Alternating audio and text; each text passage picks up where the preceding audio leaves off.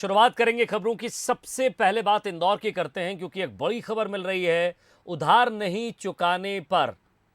जी हां, उधार नहीं चुकाए तो एक शख्स का पोता मांग लिया। आप नहीं समझे, जरा खबर को पूर्णतः विस्तार से समझाते हैं। उधार के पैसे नहीं लौटाए तो सूदखोरों ने ब्याज और रकम के बजाय या घर की कोई कीमती वस्तु के बजाय घर के एक छोटे बच्चे की ही मांग कर ली। वो शख्स का पोता है जिसने उधार लिए हैं, तो बच्चे के इलाज के लिए 1 लाख रुपए उधार लिए थे। सूदखोरों ने ब्याज लगाकर 4 लाख रुपए मांगे। जब नहीं दे पाया तो आरोपियों ने पीड़ित से बच्चा ही छीनने की बात कही, गाली गलौज करने लगे।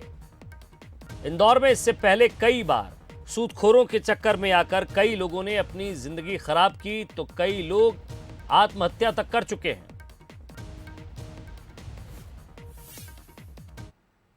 लड़का नहीं था, बसंत गायकवाड़ का। तो वो 6 महीने से मेरे पीछे पड़ा हुआ था। मेरी क्या बहू शांत हो गई थी और लड़के के लिए मैंने पैसा लिया था उससे इलाज के लिए। तो बोले अगर तुम पैसा नहीं दे रहे हो, बोले यार एक काम करो, लड़के को हमको दे दो और तुम्हारे को 2-4 लाख रुपए और दे देता हूँ मैं। पोता है मेरा, लड़के का लड़का। तो उसके प्लेट रेट नहीं बन रही थी, तो उसके 2-3 लाख रुपए, 3-3.5 लाख रुपए लगे थे, तो बाकी कम पड़ गए थे, तो इनसे लिए थे मैंने 1 लाख रुपए। कितने अब तक दे चुके? 1,69,000 रुपए दे चुका। कितने और मांग रहे थे? वो 4 लाख रुपए और मांग रहे थे। और नहीं देने पर बच्चे की बात कर रहे थे और मकान दुकान दोनों खाली कर देना। चलिए, और ज्यादा बातचीत के लिए हमारे संवाददाता अखिलेश हमारे साथ जुड़ रहे हैं। अखिलेश, पुलिस ने मामला दर्ज कर लिया है, कहां तक मसला पहुंचा है? क्या किसी आरोपी की गिरफ्तारी हुई है? इस मामले में जांच कहां तक पहुंची है?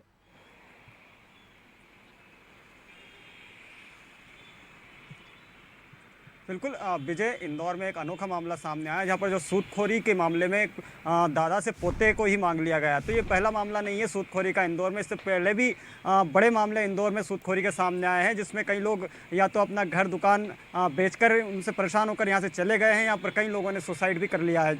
ऐसे घातक कदम उठा भी चुके हैं। तो कहा जा सकता है जिस प्रकार से जो भरत जो बामने हैं, प्रमोद बामने, और उसके साथ ही एक उसका सहयोगी है बसंत गायकवाड़, इनसे 1 लाख रुपए जो पीड़िता है उनने उनके बच्चे के इलाज के लिए थे, क्योंकि जब बच्चे का जन्म हुआ था तो बच्चा कमज़ोर था, उसके प्लेटलेट्स नहीं बढ़ रहे थे, और उसी के इलाज के लिए पैसे इन लोगों से मांगे थे। और उसके साथ ही जो घर मकान दुकान और जो गाड़ी के कागजात इन लोगों के पास गिरवी रखे थे, और उसके बाद से ही जो किस्तें हैं वो ये लोग देते हुए आ रहे थे। लेकिन पिछले 2 महीनों से आर्थिक हालत इन लोगों के ख़राब हो गए थे, तो अब से पैसे नहीं जमा कर पाए। और उसके बाद से ही लगातार जो आरोपी है वो इनके ऊपर दबाव बनाने लगे, और जब बात हद से आगे बढ़ गई और उसके बाद मारपीट करने के साथ साथ ही घर के बाहर गाली गलौज तक भी ये लोग करने के लिए पहुंचे थे। और उसके बाद जब लगातार जो फरियादी है वो पैसे देने की बात कर रहा था, तो जब ये आरोपी है बसंत, ये उनके घर पर पहुंचा और उसके बाद इन लोगों से कहा कि आप बच्चा हमें दे दीजिए, और उस बच्चे के बाद जो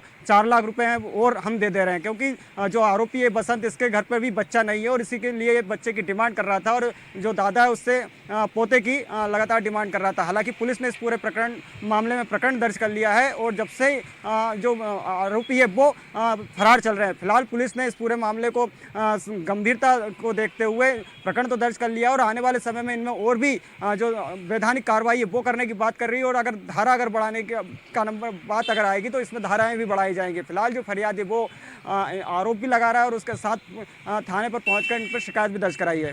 विजय जी, शुक्रिया अखिलेश इस तमाम बातचीत के लिए। तो एक दादा से उसके पोते की मांग कर ली गई, आखिर क्यों?